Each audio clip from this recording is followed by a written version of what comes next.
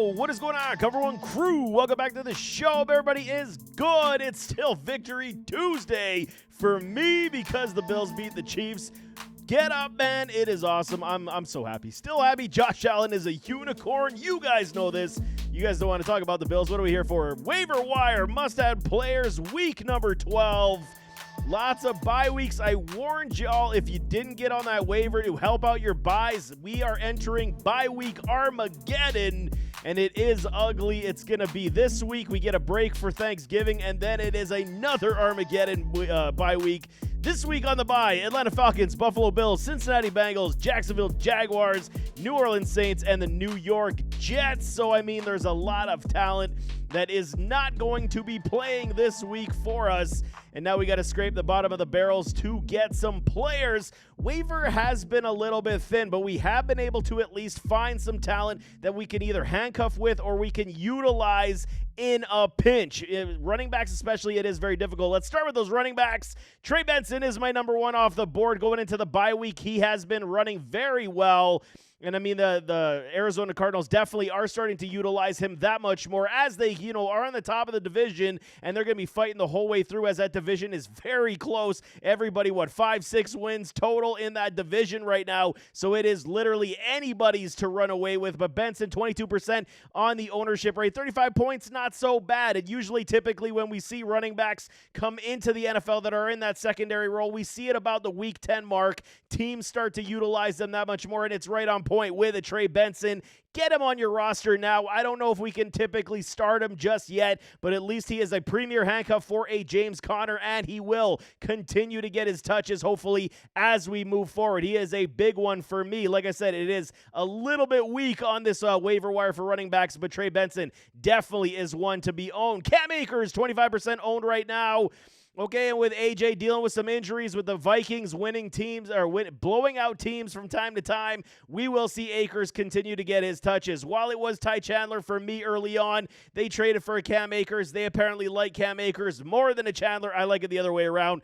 But hey, that's me. Whatever you want to do. 50 points on 25%. He is going to be another handcuff with some touch and sprinkle from time to time as well. Deeper leagues, maybe you could trust him, but at this point, Cam Akers definitely is on the board. Roschon Johnson, Chicago Bears, fire their OC, and now they are starting to utilize Roschon. It's funny how things work. Even Caleb Williams throwing the football that much quicker, like 2.3 seconds throwing the football from the pocket. So they did set up more quick passes. Get him a little comfortable. This is what I've been saying, man. You got to get the easy plays, and then it builds a young man's confidence. But Roschon, at least, we see DeAndre Swift. He is the lead back in this offense. There is no question right now, but at least Roschon on the goal line could be vulturing touchdowns, give us a decent, floor moving forward if we are stuck at the running back position. Zach Charbonnet. Okay, pure handcuff, man. 84 points right now. He's only played like full carries when Kenny Walker does go down, and that's going to continue at this point. As the season does wear on, I fully expect Kenny to drop with another injury at some point. This has been his MO. The way he runs, very tough runner. He gets a lot of injuries and ailments, so Zach Charbonnet definitely needs to be on your roster. 49% right now in most leagues, 84 points. You can do a lot worse for handcuffs. There is no question. Jerome Ford coming off the hamstring injury, saw some touches, about 6 points, half PPR, not too shabby. But I mean, okay, with Jameis Winston and the roller coaster effect of turnovers, I was not convinced of the Nick Chubb event, okay? We had to see him get his legs back. It still isn't quite there. He's fighting it a little bit. It is good to see him on the field, but we had to, anticipate, like I said early on this offseason, this season may be a wash for a Nick Chubb because, coming back in November to November was 12 months on the ACL injury. Jerome Ford's going to get his touches, man. 50-50 splits is definitely on the docket here in Cleveland as their season is wearing down. Why risk a Nick Chubb for more punishment? Utilize a Jerome Ford. I absolutely love the pickup. 51% owned right now. He needs to be picked up immediately as he will still continue to have a role in this offense. And the way that the Brownies keep losing games, like I'm saying, why risk Nick Chubb injuring that knee once again? Tajay Spears, 52% owned at this point. And, I mean, it is pick your poison. Tennessee's not a great team. I mean, we saw finally a terrible contest for Tony Pollard last week. Maybe we start to see more splits moving forward. He has been dealing with a knee. He has been dealing with a foot injury. Tony Pollard has. So maybe we will start to see a Tajay Spears evolution come. But I wouldn't hold my breath. He is on the watch list for me. If you are struggling for running backs, he is there at least for a decent handcuff. Alexander Mattison, 54% owned, 95 points.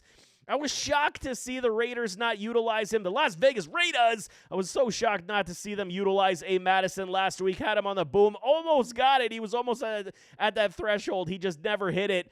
But, I mean, it was the way the game script obviously went. I mean, Miami was playing very good defense against the run for 2 weeks in a row now, so maybe I missed it on that one. But at least Madison should still see touches in this backfield. We will see. Maybe they move to a Zeus White a little bit more. We saw Abdullah get some touches. So we'll see. Three-headed monster in Vegas, not something I necessarily want to subscribe to, but at least Madison is there with potential of volume upside. Gus the Bus Edwards. The biggest problem we have with Gus the Bus right now is a Hassan Haskins starting to take some goal line touches, and this is a big problem. So, I mean, Haskins is not really there for me. Gus Edwards right now only on the watch list. We saw JK run in free with that beautiful touchdown at the end. Won some people their games, no question. Gus is just on the watch list for me as well. Tyler Algier on the bye. You can leave him on the wire right now. Still on my board because it is 41%. He is a quality back if Bijan does go down. Ray, say hey, Ray Davis. Again, on the bye week, he is here. You can put him on the waiver wire. Nobody's necessarily running, but I mean, at this point, he is a premier handcuff, to a James Cook. He's definitely still on the list. And then finish it off with Ty Chandler and Blake Corum. Blake Corum, he got some more touches this past week, but these guys are pure handcuffs on the watch list. Leave them on the wire for the time being. Quarterback time. Matthew Stafford comes back to big time, 4 TDs this past week, 47% owned, and with all the bye week troubles, the Josh Allen's on the bye, we're going to have some issues at quarterback that we're definitely going to have to rectify, and Matthew Stafford definitely with his performances with Cooper Kupp and a Puka Nacua, we can absolutely continue to trust him. He'll have his stinkers from time to time. He's old, man. The arm's basically held together with bubblegum at this point, but Matthew Stafford definitely can still get the job done for you in a pinch when you require it on the bye week. Anthony Richardson, okay, you know what? This is what I've been waiting to see. Perhaps it takes some gentlemen a little bit of time, sit on the bench, watch a veteran quarterback play football, and you learn through osmosis. Anthony Richardson looked the best I've seen since entering the NFL this past week. Yes, there were errant throws, but he completed, 21 passes this past week, spread the football around to 80, to Josh Downs, to all of his pass catchers that he could find. This is positive news. On top of the fact that he's running the football again, he's got to be careful, man. Dropping that shoulder like a running back. Take it easy, A-Rich. We don't need to get you injured again.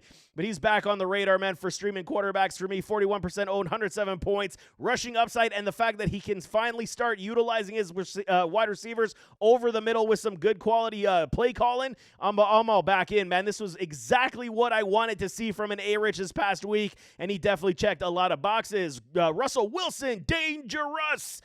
Okay, he's going to be playing a lot of close games, but I mean, at this point, he's given you, 13 to, 17 points? It's okay. It's not terrible. You could do a lot worse, but I mean, Russell Wilson, at least there's a standard of consistency that we can at least get on board with a decent level of points and a floor that we can get on board with. No question about it. Russell Wilson, definitely there, 45% ownership. Drake May, what I've been saying to y'all, man. Okay, he throws interceptions at the end of the game, loses us points, but Drake May is moving in the right direction. All those scouts that claim that Drake May's footwork was terrible, I put it down. You go back to my scouting report. Videos are down there in the scouting report playlist. Drake May's footwork to me was the best in the class, and he is showcasing that on a weekly, man. The side steps, the step ups in the pocket, the pocket manipulation with his footwork, unbelievable. Stepping up into his throws, making good quality big boy throws. It's only going to continue to grow, man. His offensive line is so shoddy. This is why the struggle is. Once New England does start to get a little bit better on the offensive line, maybe they go get a guy like Travis Hunter from the NFL draft. That's going to be scary stuff, and I hate it as a Bills fan, but I love it for Drake May. He's definitely here, man. 105 points on 18%. You can get him and use him on a streaming basis, no question. Caleb Williams, 51%. A lot of people done with Caleb. They dropped him on the waiver wire. He's back in business here. Yes, okay, it's going to take time. We'll see what happens in game 2. Usually on coaching change, we see a team uplift, but we'll see what happens in this coming contest this coming week. But Caleb did look a lot better, getting rid of the football that much quicker, finding all of his wide receivers. DJ Moore came back to life, thankfully, and then Roma Dunzier played some ball. There was, again, missed throws, missed opportunities, missed reads, but this is part of the process, okay? When people want to criticize generational talent, he's not that. He's got talent for days, man. It's the scheme and coaching. He's a young guy learning the system. Caleb Williams definitely back on the radar. Gino, okay?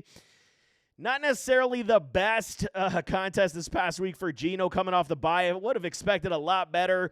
Still got the win, got you about 14 points. Not terrible, but not great. We want to see an uplift. Good contest versus the Cardinals this coming week. Huge divisional contest. Fully expect a Gino to raise his game 53%. If he's there, definitely grab him. He's a good streamer this week. Jameis Winston.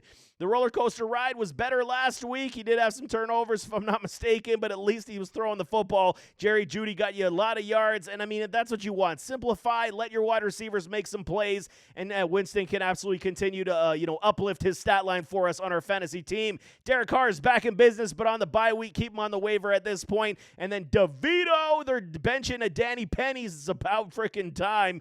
It was an injury clause in his contract. There's an insurance policy that'll get paid out, so they said no risk for Ware. Put him on the bench. He can't get injured. DeVito's going to ruin all of our Malik Neighbors shares. Get ready for this, man. Talking with a buddy of mine, and we were so disgusted. We're like, no, put in a Drew Lock. I don't understand why you guys playing DeVito, but okay, fine. You guys want to do this in New York. It's going to be pretty ugly. And then Trevor Lawrence on the bye week with a shoulder injury. Definitely down here, 35% owned. If you are hopeful that you do have room on your bench, I'm not a, proponent in single quarterback leagues to hold more than one quarterback most of the time. But if you are struggling and have a bye week coming up in week 14, Trevor Lawrence, hopefully the health does come back on the shoulder. He is there for the taking. Wide receivers, Christian Watson. Yes, man. You guys know me for a long time. If you followed me for a while, Christian Watson is one of my guys. I absolutely love the skill set. I do believe there is so much more talent that can be exposed and pulled from his game. We saw it 4 for 150 this past week. Utilize this man that much more. He's got wheels for days. Everybody knows the only thing holding this man back at this point has been the injury problems, injury bug. I said at the beginning of the season, if he does not stay healthy, I'm out. I can't do it anymore. But now at least we saw him play very good football this past week. That dive and catch he made was unreal. Christian Watson is a true gamer, and I'm so happy to see him. 52%. He's almost got 30 points. Need a little bit more than that. I got to check those points. That point seems a little bit off to me. Seems a little low, but I think that is a little low. That might be an error, so check me on that one. But Christian Watson definitely is one of these guys you got to get on your roster at this point. Hopefully the Packers are moving in the right direction, and I think we'll do pretty good stuff in that respect. Quentin Johnston, 51%, the guy that catches balls with his body instead of his hands. He's improved. I'll give him a break. He's definitely improved moving forward. Finally, we're seeing the evolution of this pass game under a Coach Harbaugh, moving in the right direction. Kept it under shackles early. Justin Herbert is that dog. If y'all forgot, man, Herbie is that dude. 5,000-yard passer in this league, rookie of the year. He is going to continue to force feed these wide receivers. QJ and Alad McConkey, definitely the leaders in this offense right now as the 1-2 punch. QJ definitely needs to be on your roster at this point. He's been doing good stuff, no question. Xavier Legette, 43% owned, 69 points on the coming off the bye week. Bryce Young was looking good, and Legette's going to be the number one target. This is absolutely an easy get for me. If you're struggling for wide receiver depth and you're always in a pinch in that sense, I do like Legette this week on the pickup. Pop Douglas, pop. He's been doing good enough. Not great, but good enough, man. Anywhere from 7 to 9 points. It's decent in the flex when you require it. Last 3 contests, he's been very good. 70 points, and he's only continuing to build chemistry. The best part of the Patriots, or the worst part, I should say, is that he continues to spread the ball around. Drake May does to everybody. That's what's limiting a Douglas. He missed one deep that would have given him a massive day. It is what it is. Douglas, for me, definitely on my bench because he is one of these guys that we can say if we're stuck at wide receiver or running back for our flex, we can throw in a pop, and he's definitely getting us 9 points. Elijah Moore, he's finding some room with a Justin or a Jameis Winston. I like it. I don't hate it. I don't love it. I like it. I think that this, especially since they have nothing to play for, they're going to be throwing to these guys, Tillman, Judy, and more. So we'll see. It's pick your poison every single week. Going to be tough to trust, but at least the PPR upside is definitely here for him. Ricky Pearsall, he definitely destroyed us last week. 0 catches. That was a hurtful contest. Everything went to Jennings once a Kittle was ruled out. So, I mean, pick your poison on that one as well. Jennings was my dude. Told you guys back, week number 4, pick him up. He hit a 40 spot. Jennings is good enough, man. I mean, Purcell and Jennings, we will be having a mix and match conversation when a Kittle does come back, but Jennings definitely took a lot of the target share this past week, and they lost, so I fully expect a little bit more for Brock Purdy to spread the ball around. Valdez-Scantling, again, he's catching passes, catching TDs. He's taken the role of a Rashid Shaheed in New Orleans to perfection. He's on the bye week, likely going to see a lot of people drop him. If you got room, it does not hurt because he is the deep threat, and Derek Carr and the Saints know how to use it, as we saw with the Rashid Shaheed. Definitely Valdez-Scantling is on the board. Alec Pierce, with this wide receiver core, Alec Pierce does seem to have the best deep ball chemistry with an Anthony Richardson. So in that sense, he still remains a boomer bust quantity player for me.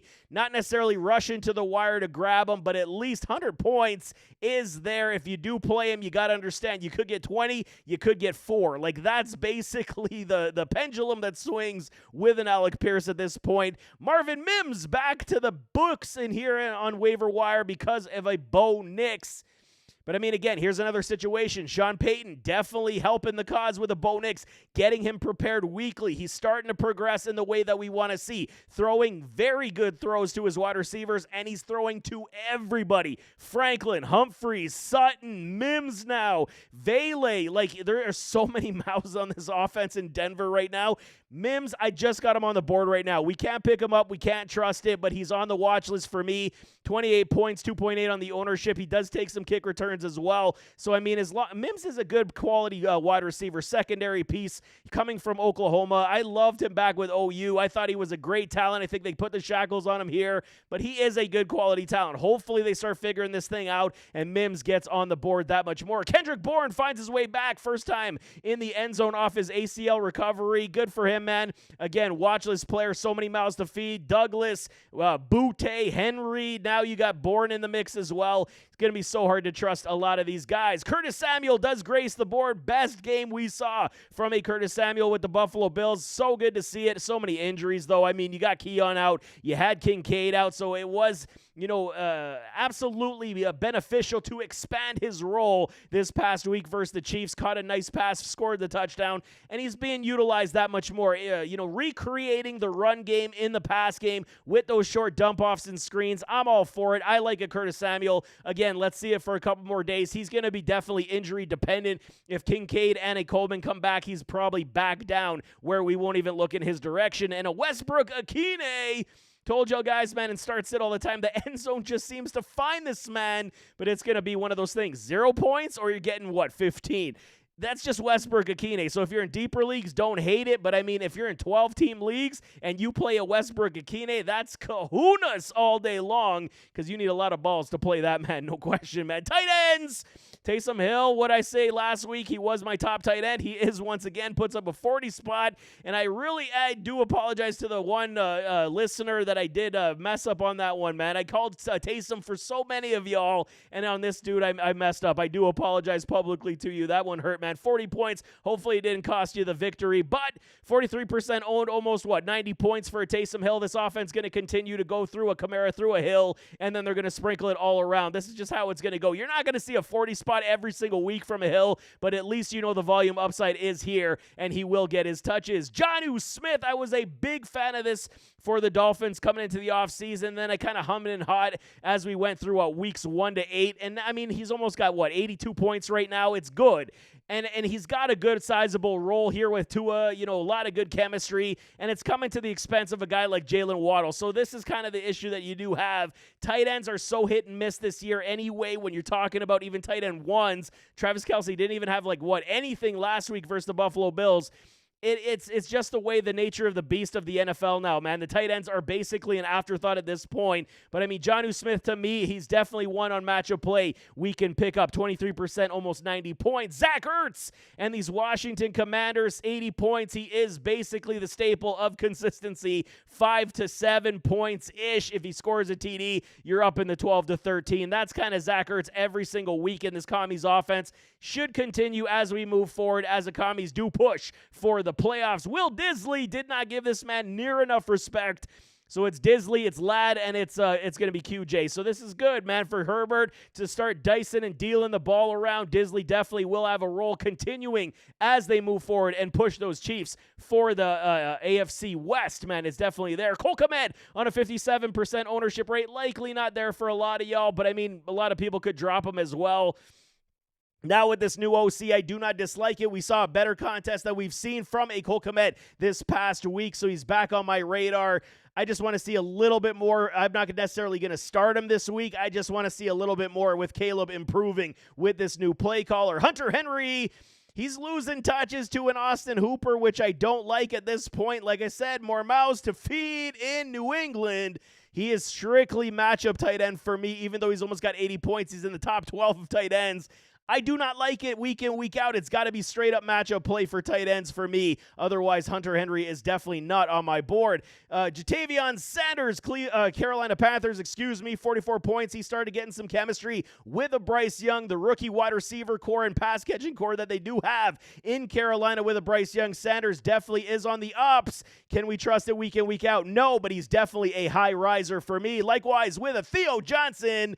Both these rookies, love me some Theo Johnson, but again, temper the expectations with a DeVito. No more Danny Pennies. Maybe we see a Drew Lock come into play. If Lock plays, I'm actually getting a little bit more excited for the Giants offense. It looks like they're tanking and they want a better pick in the NFL draft. Brock Wright only on the board if a Sam Laporta does sit again, found his way into the end zone. They don't even utilize Sam Laporta, and they're throwing TDs to Brock Wright. Okay, Detroit, I mean, you're dropping 50 a week, so I mean, you can do whatever the hell you want to do. And then Noah Gray to finish it off on the bottom. Can't be trusted week in, week out. It still is Travis Kelce's tight end room, but at least Noah Gray, I mean, almost 50 points, scored a couple tutties against the Buffalo Bills. You cannot dislike that, so matchup play does exist in deeper leagues. But there you have it. That is week number 12 on the waiver wire. Like I said, it is skimpy out there, but we are in bye week Armageddon, and we're going to have to fill some of these holes without question. But nevertheless, as always, don't forget to hit that like button, hit that subscribe button, jump in those comments, give me your thoughts,